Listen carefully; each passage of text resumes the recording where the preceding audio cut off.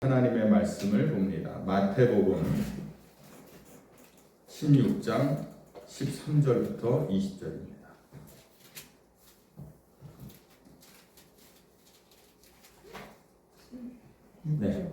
네? 마태복음 16장 13절.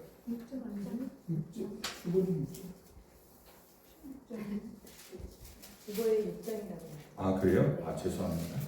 예, 16장이 아니라 16장.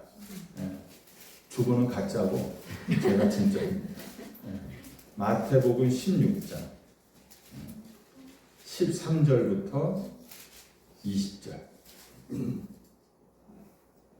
예, 교독하시겠습니다. 예수께서 빌립보 가이사랴 지방에 이르러 제자들에게 물어 이르시되 사람들이 인자를 누구라 하느냐? 이르되 더러는 세례 요한, 더러는 엘리야, 어떤 이는 예레미야나 선지자 중에 하나라 하더이다. 이르시되 너는 나를 누구라 하느냐? 시몬 베드로가 대답하여 이르되 주는 그리스도시요 살아계신 하나님의 아들이시니이다. 예수께서 대답하여 이르시되 가요나 시몬아 내가 복이 있도다. 이를 내게 알게 한 이는 혈육이 아니요 하늘에 계신 내 아버지시니라. 또 내가 내게 이르노니 너는 베드로라. 내가 이 반석 위에 내 교회를 세우리니 음부의 권세가 이기지 못하리라. 내가 천국 열쇠를 내게 주리니 내가 땅에서 무엇이든지 매면 하늘에서도 매일 것이요 내가 땅에서 무엇이든지 풀면 하늘에서도 풀리리라 하시고 이에 제자들에게 경고하사 자기가 그리스도인 것을 아무에게도 이르지 말라 하시니라. 아멘. 우리가 세상을 살아가면서 수많은 사람들을 만나고 또 수많은 대화를 나눕니다. 그런데 우리의 어떤 영혼을 송두리째 바꿔놓는 그런 질문들, 그런 대화들은 쉽지 않다는 거예요. 흔치 않다는 겁니다. 오늘 본문은 나에게 던지는 질문인데요. 우리 존재와 우리 인생 전체를 묻고 있는 예수님의 질문으로 지금 시작하고 있다라는 것이에요. 예수님께서 오늘 제자들을 데리고 가이사 빌립보를 방문하셨습니다.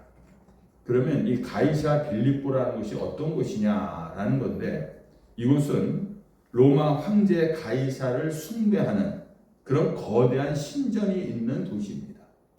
그리고 풍요를 상징하는 이런 판신을 비롯해서 수많은 우상들이 이제 신전들이 웅장하게 서 있는 그러한 화려한 도시였다라는 것이에요. 세상의 힘과 권력 그리고 돈과 쾌락 이런 것들이 가장 노골적으로 잘 드러나 있는 그런 거대한 도시였다라는 것입니다. 바로 이런 거대한 도시 한복판에서 세상의 힘이 좌우되는 그런 거리에서 아무런 군대도 없고 또 아무런 재물도 없는 어떻게 보면 초라한 그런 형색을 한 예수님께서 제자들에게 묻고 있다라는 것입니다. 세상 사람들은 나를 누구라 하더냐? 오늘 보니까 더러는 세례 요한이요, 엘리야요, 에레미야요, 아니면은 선지자요 이런 얘기들을 하는데 그게 아니라 그렇다면 너희는 나를 누구라 하느냐 이렇게 묻고 있어요. 세상 사람들이 예수에 대해서 많은 얘기들을 합니다. 오늘도 예수님에 대해서 사람들이 많은 평가들을 내리고 있습니다. 그런데 중요한 것은 뭐냐? 다른 사람들이 예수에 대해서 얘기하는 것이 중요한 것이 아니라 너는 나를 누구라 하느냐? 누구라고 생각하느냐? 이렇게 예수님께서 묻고 있다라는 것입니다. 이 질문은 여러분들 단순한 어떤 성경 지식이나 교리를 지금 묻고 있는 것이 절대로 아닙니다. 이런 세상의 화려함과 거대한 우상들 앞에서 너는 정말로 나를 너의 구원자로 여기고 있느냐? 너가 지금까지 나를 믿고 있다고 하는데 나를 구원자로 믿고 있느냐? 아니면 세상에서 너를 풍요롭게 해주는 그런 도움을 주는 자로 여기고 있느냐? 너는 나를 누구라고 생각하느냐? 이것을 예수님께서 지금 묻고 있다는 것이에요. 예수님과 함께 있었던 이 베드로가 어떻게 보면 인류 역사상 아주 위대한 고백을 합니다. 주는 그리스도시요 살아계신 하나님의 아들이십니다. 아멘. 여러분들, 베드로라고 하는 사람이 무식한 어부였고 아무리 예수님과 함께 생활했다 할지라도 예수님의 기적을 경험하는 것을 봤다 할지라도 예수님의 말씀이 아무리 좋았다 할지라도 그 베드로의 입에서 주는 그리스도시요 살아계신 하나님입니다. 아들입니다. 라는 이런 고백을 어떻게 할 수 있었을까? 이것은 어떻게 보면은요, 베드로 자신의 고백이라보다는 성령께서 하나님께서 그의 마음 가운데 임하여 주심으로 그의 입술을 통해서 고백하게 하셨다라는 것입니다. 이 한 문장의 고백을 들으신 예수님께서 가장 기뻐하시면서 바요나 시몬아 내가 복이 있도다. 복을 있도다. 이렇게 칭찬해 주십니다. 이 반석 같은 이런 고백 위에다가 결단코 흔들리지 않는 하나님의 주님의 교회를 내가 세우겠다. 이렇게 예수님께서 말씀하시는 것입니다. 여러분들 이 질문은 2000년 전에 이 베드로에게만 한 질문이 아니다라는 것을 잊지 마시기 바랍니다. 오늘 이 예배 자리에 앉아있는 나에게 지금 예수님께서 질문하고 있는 거예요. 자, 그렇다면 아무개야, 너는 오늘 나를 누구라고 지금 부르고 있느냐? 나를 누구라고 믿느냐? 여러분들, 우리는 이 베드로의 짧은 고백 안에 담겨 있는 영적인 폭발력이 무엇인지를 우리가 이 시간 함께 생각해 보려고 하는 것입니다. 여러분들의 신앙이 어떤 피상적이고 종교적인 그런 신앙생활이 아니라 살아있는 고백으로 변화되는 그런 은혜의 시간이 되기를 주님의 이름으로 축원합니다. 죽어있는 신앙, 잠자고 있는 그런 신앙, 우리가 그런 신앙으로 10년, 20년 평생을 믿는들 과연 우리에게 이런 고백이 나올 수가 없다는 것입니다. 여러분들의 신앙이 다시 살아나기를 주님의 이름으로 축원합니다. 생명력이 넘치는 그런 신앙이 되기를 주님의 이름으로 축원합니다. 첫 번째로 이 고백은 우리의 어떤 존재 자체, 우리의 신분 자체를 바꿔놓는 고백이었다라는 사실이에요. 베드로가 예수님을 향해서 주는 그리스도이십니다. 이렇게 고백을 하고 있어요. 이 그리스도라는 뜻은 기름 부음을 받은 자다라는 뜻입니다. 우리를 죄에서 구원하신 구원자다라는 그런 의미가 담겨있는 뜻이 그리스도입니다. 성경은 우리가 예수를 알기 전에 죄와 허물로 죽어 있었고 본질상 하나님의 진노의 자녀였습니다. 영적으로는 우리는 고아였습니다. 그리고 사탄과 죄에 노예된 자들이었습니다. 예수님을 만나기 전까지는 우리 세상 가운데서 이렇게 살아왔다는 것이에요. 여러분들, 로마 고대 사회에서는 이 노예는요, 절대로 자기의 힘으로는 노예 신분에서 벗어날 수가 없었다는 것입니다. 그 노예가 노예 신분에서 벗어나는 길은 누구냐면은 누군가가 어느 주인이 돈 많은 주인이 와갖고 그 돈을 지불해야만이 그 노예가 그 노예 신분에서 벗어날 수가 있었다라는 것이에요. 그런데 예수님께서 십자가에서 당신의 피를 흘리심으로 말미암아 여러분들 우리의 이 죄값을 대신 지불해 주신 줄로 믿습니다. 그래서 우리가 예수님은 나의 구원자이십니다. 예수님은 나의 그리스도이십니다. 예수님은 나의 구원자입니다.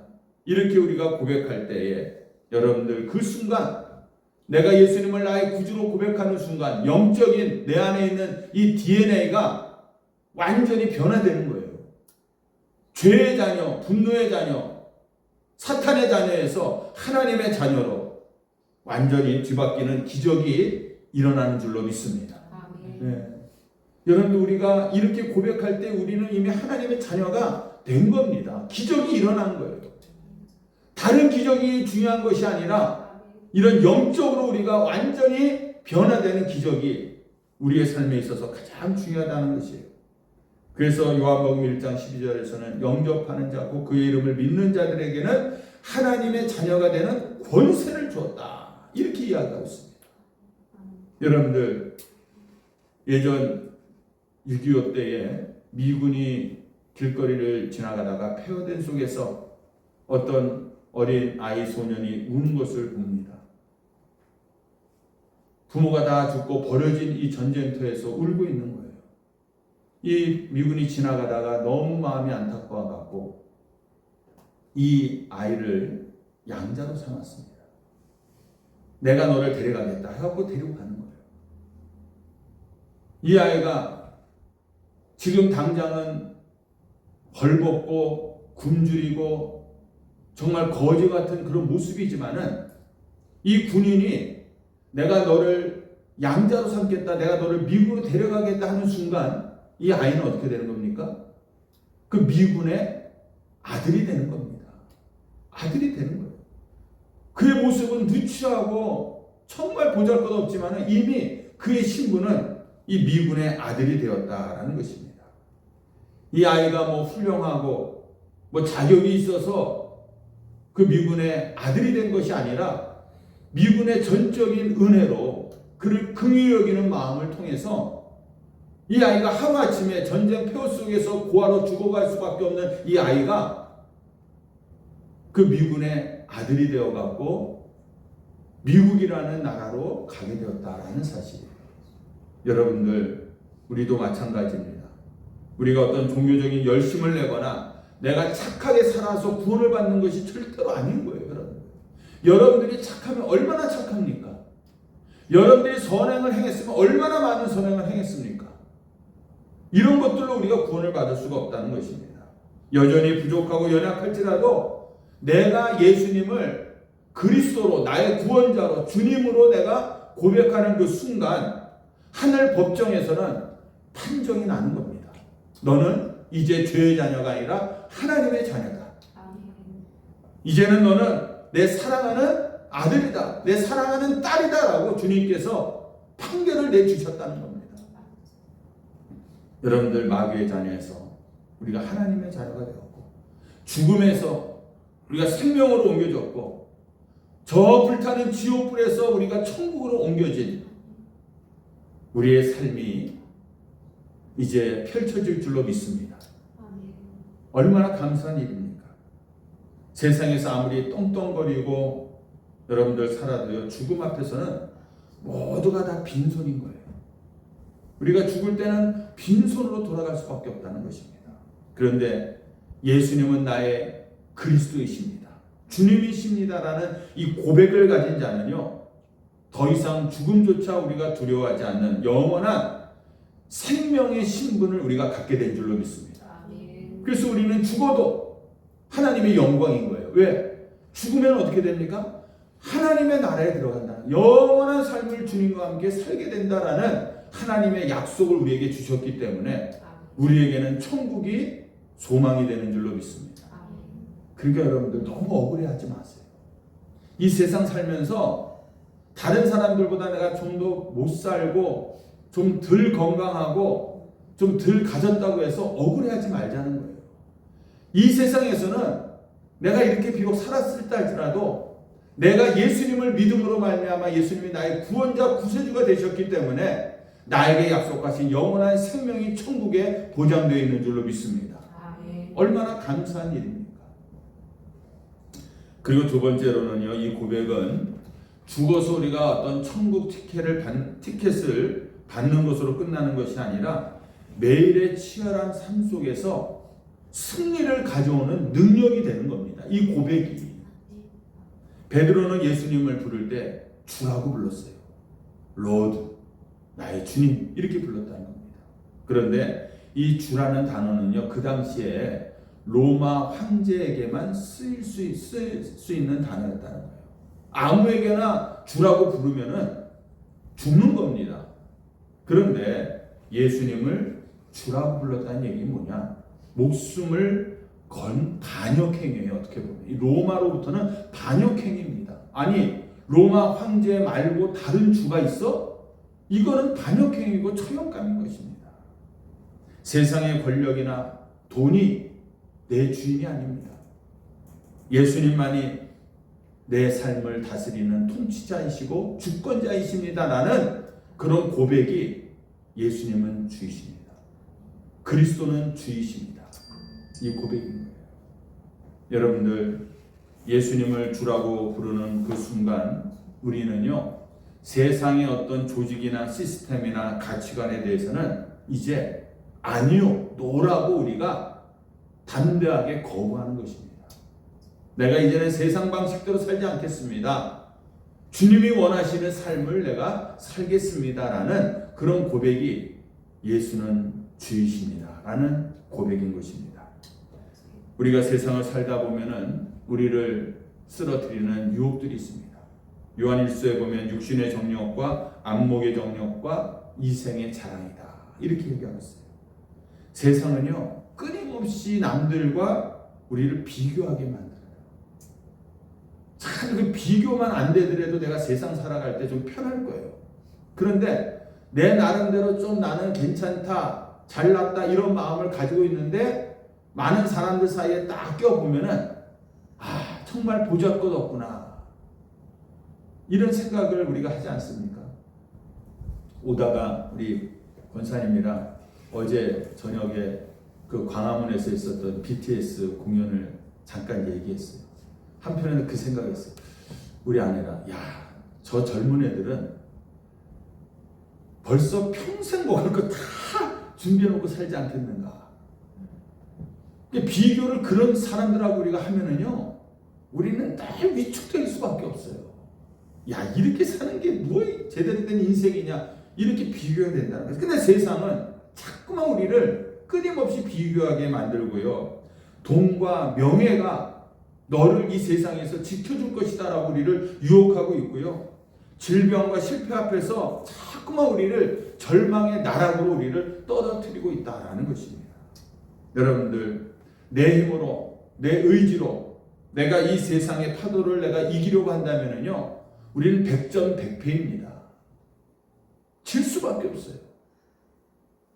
내 힘으로 이 세상 한번 살아보세요. 여러분들 질 수밖에 없습니다. 왜 우리가 이렇게 매번 넘어질까? 내가 내 인생의 주인이라고 우리가 생각하고 있기 때문에 그렇습니다. 내가 내 인생의 운전대를 내가 붙들고 있기 때문에 그렇다는 것이에요. 여러분들 우리가 운전할 때 긴 시간 운전한다고 생각해 보세요. 그 운전대를 남에게 맡기지 않고 자기 혼자서 운전한다면은 그 운전이 얼마나 피곤합니까? 얼마나 고달픕니까? 잠이 쏟아지는데 이것을 참으려고 운전하니 얼마나 괴롭습니까? 내 인생의 운전대를 내가 붙들고 있으니까 얼마나 고단해요. 여러분들 그러나 세상이 감당치 못하는 무기가 우리에게 있다는 것이에요. 요한일서 5장 5절에 보니까 예수께서 하나님의 아들이심을 믿는 자가 아니면은 세상을 이길 자가 누구냐? 이 세상을 우리가 이길 수 있는 힘은 하나님의 아들 예수를 믿는 자만이 이 세상을 이길 수가 있다라는 것입니다. 여러분들 우리가 문제 앞에서 주님 당신이 나의 그리스도이십니다. 내 인생의 주인이십니다. 라고 고백할 때 내 인생의 운전대를 주님께서 이제 잡아주실 줄로 믿습니다. 그때부터는요 내 능력으로 싸우는 것이 아니에요. 바로 전능하신 주님께서 나를 대신해서 내 인생을 싸워주실 줄로 믿습니다. 이런 인생을 우리가 경험해 봐야 되는 거예요. 끝까지 하나님 앞에 운전대를 맡기지 못하고요 내가 붙들려고 하는 인생들을 바라볼 때 얼마나 안타까운지 몰라요. 그런 분들을 볼 때 정말 하나님 앞에 마음을 탁 내려놓고 맡기면은 하나님께서 책임져 주실 텐데 왜 그 운전대를 맡기지 못할까? 자기가 제대로 운전해 보지도 못하면서 왜 하나님 앞에 맡기지 못할까? 안타까울 때가 있다는 것입니다. 여러분들 이 시간 하나님을 의지하시기를 주님의 이름으로 축원합니다. 다윗과 골리앗을 우리가 잘 알고 있지 않습니까? 근데 이스라엘 백성들은요, 이 골리앗의 그 거대한 키와 그 최첨단의 그 무기들을 보고서 두려워했다는 것입니다. 그러나 다윗의 눈에는요, 골리앗보다 훨씬 더 크신, 살아계신, 위대하신 그 하나님을 보고 달려갔다라는 사실입니다. 똑같습니다. 사람들은 골리앗을 보고 너무 커서 이기지 못하겠구나, 이렇게 생각하는 거예요. 너무 크기 때문에 저 골리앗을 이길 수 없다, 이렇게 생각했어요. 근데 다윗은요, 어떻게 생각한 줄 아세요? 너무 커서 내가 절대로 던지는 그 물맷돌이 비껴갈 수가 없겠구나. 아무렇게나 던져도 너무 크니까 맞겠구나. 다윗은 이렇게 생각한 거예요. 여러분들, 삶의 주권을 하나님께 온전히 맡기면은요, 담대하게 될 줄로 믿습니다. 네, 그게 다윗의 담대함인 것이에요. 지금 여러분들의 앞을 가로막고 있는 골리앗이 무엇입니까? 여러분들, 도저히 해결될 기미가 보이지 않는 어떤 경제적인 문제입니까? 아니면 육체의 질병입니까? 아니면 자녀들의 문제입니까? 문제의 크기를 묵상하면 절망할 수밖에 없는 거예요. 그 문제 한가운데 서서 여러분들, 오늘 이 시간 이렇게 한번 고백해 보시기 바랍니다. 주는 나의 주인이시고 이 문제의 주관자이십니다. 내가 겪고 있는 이 문제는 주님이 주관해 주셔야 됩니다. 나의 구주는 주님이십니다. 주인이십니다. 이런 고백을 할 때에 여러분들, 우리의 삶은 이제 실패에서 승리로, 두려움에서 담대함으로 바뀌게 될 줄로 믿습니다. 삶이 바뀌는 것이에요. 예수님을 나의 구주로 고백하고 살아가는 사람은요, 내가 구주로 고백하기 전의 삶과 그 신분이 바뀌었기 때문에 삶 자체가 변화된 것입니다. 더 이상 좌절하고 절망하고 살 이유가 없는 거예요. 주님께서 내 인생을 이제 붙들고 계시기 때문에 그렇다라는 것입니다. 세 번째로 우리의 신분과 삶을 넘어서 우리 인생의 존재, 목적, 사명을 바꾼다라는 것이에요. 내가 살아가는 이유가 이제는 달라진다는 것입니다. 베드로는 예수님을 살아계신 하나님의 아들입니다라고 고백을 했어요. 여러분들, 그 하나님의 아들이라는 것은 하나님과 동등된 분입니다. 생명의 근원이신 분이라는 거예요. 이 세상 천지 만물을 창조하신 하나님과 동등된 분이 바로 예수님이다라는 것입니다. 그래서 여러분들, 이 죽어 있는 우상들로 가득 차 있었던 이 가이사랴, 이 빌립보에서 예수님께서는 오직 주님만이 살아 숨쉬는 진짜 생명이다라는 것을 그들에게 보여주고 있는 것입니다. 여러분들, 생명이 내 안에 들어오면은요, 어떤 일이 일어납니까? 생명이 들어오면은요, 절대로 생명이 들어오면 자라게 됩니다. 그리고 흘러 넘치게 되어 있다는 것이에요. 여러분들, 고인물은 어떻습니까? 썩습니다. 그러나 살아있는 물은, 정말 생명의 물은요, 흘러 넘치게 되어 있다는 것이에요. 진실로 예수님을 나의 구원자로, 그리스도로 고백하는 사람은요, 결코 이전과 똑같은 삶을 살게 되지 않는 줄로 믿습니다. 목적이 달라지기 때문에. 이전에는 나 혼자 잘 먹고 잘 살기 위해서 내 가족들만 잘 살면 된다라는 인생의 목적이었다는 겁니다. 그러니까 주변 사람들이 보이지 않나, 다른 사람들이 어떻게 살든 그것이 그렇게 중요하게 여기지 않는 것이에요. 그냥 나만 잘 살면 된다라고 세상 사람들은 살아가고 있었다는 것입니다.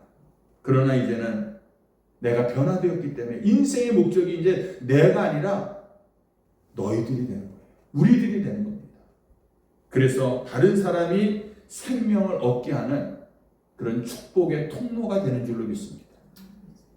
여러분들, 나 한 사람이 이 세상을 살면서 나 때문에 많은 사람들이 기쁨을 누리고 나 때문에 많은 사람들이 행복하다면 얼마나 그 인생이 의미가 있겠습니까? 우리의 인생이 그렇게 바뀌어야 된다는 것이에요. 예수를 그리스도로 고백한 사람들은 우리 안에 생명이 들어왔기 때문에 그 생명이 흘러 넘쳐나게 되어 있다는 것입니다.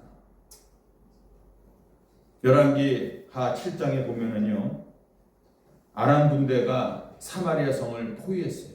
그래서 이 사마리아 성 안에 있는 사람들이 굶어 죽고 있는 겁니다.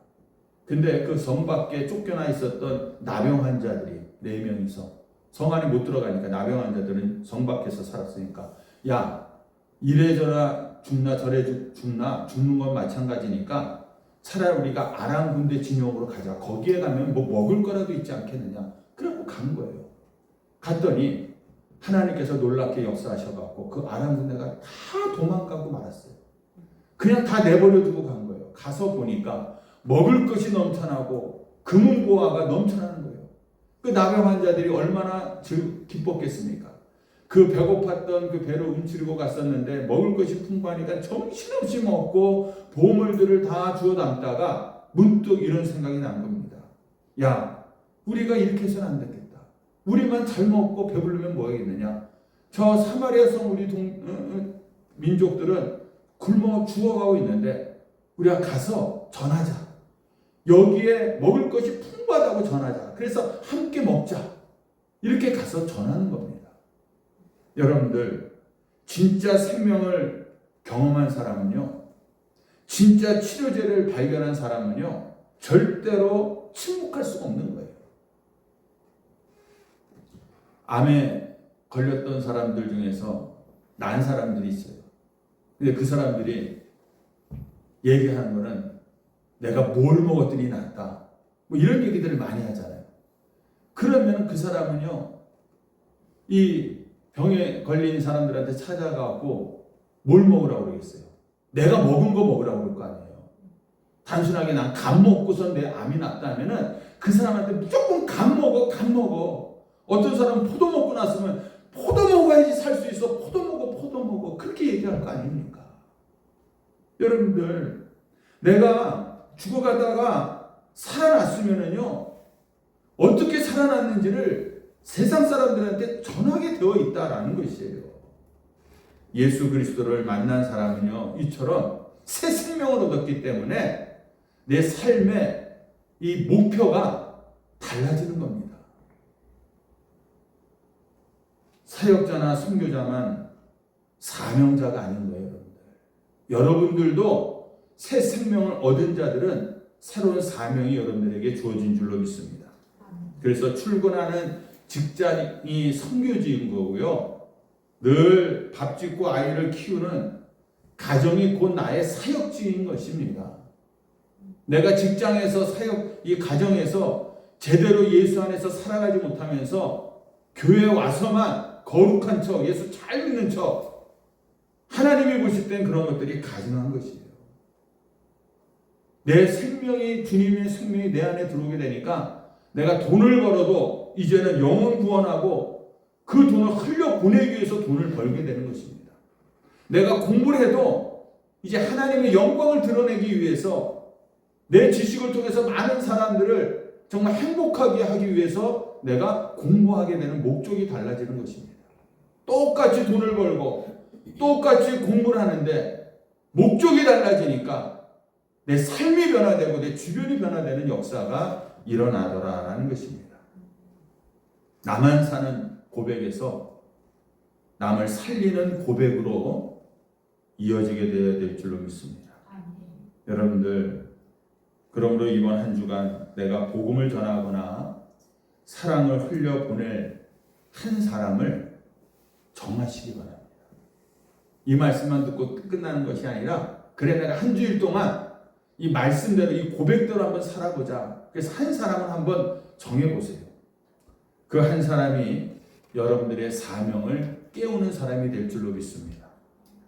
여러분들, 돈과 권력이 전부라고 외치는 이런 세상 한복판에서 주님은 오늘 우리에게 눈을 마주치면서 동일하게 묻습니다. 세상 사람들이 아니라 너는 나를 누구라 하냐? 주는 그리스도시요 살아계신 하나님의 아들이십니다.